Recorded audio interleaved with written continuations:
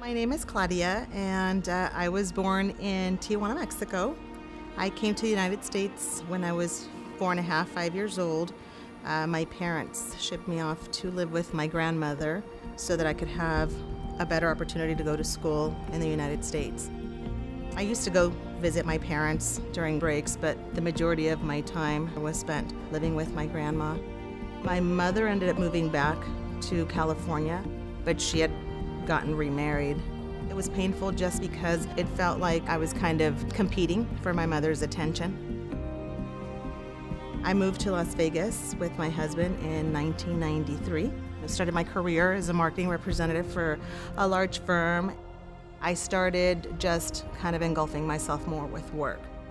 In 2007 is when really our relationship took a toll and just kind of a turn for the worse. And so we ended up being divorced at the end of 2011. Everything in general was just kind of like the perfect storm brewing. I just thought that I could do it on my own. And so that's kind of what I started to do. My dad passed away, my marriage was falling apart. I had a huge account that I ended up losing. I kind of felt like, why is this all happening to me?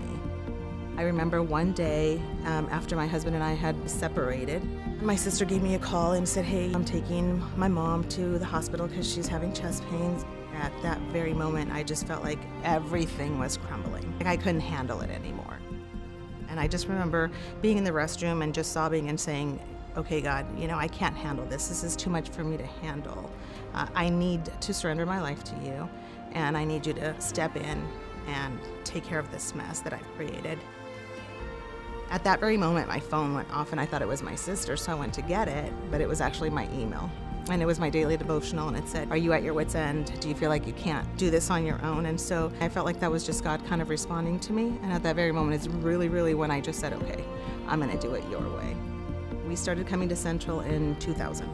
And in 2007, after my father passed away, is when I said, okay, I just really want to devote my life, surrender my life, and just kind of do it the way that God intended us to do it. So I decided that I was going to get baptized, and that's really when it kind of shifted and turned for me.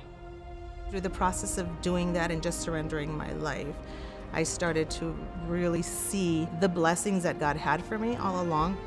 In 2008, we had the giving series. I remember Judd having a sermon. I felt like he was looking at me and said, this is what God is saying. You want me to trust you with $1 million when I can't even trust you with one. I felt like he was just talking to me. There was a campaign that was going on at church. For $100, you could sponsor, help one person or save a person for that entire year.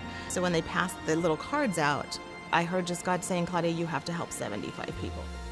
When it came the time to write the actual check for the pledge, I just kept thinking, you need to help 75 people. So I prayed and I said, okay, God, I'm going to be obedient. And so I wrote a check out for $7,500 and I sent it.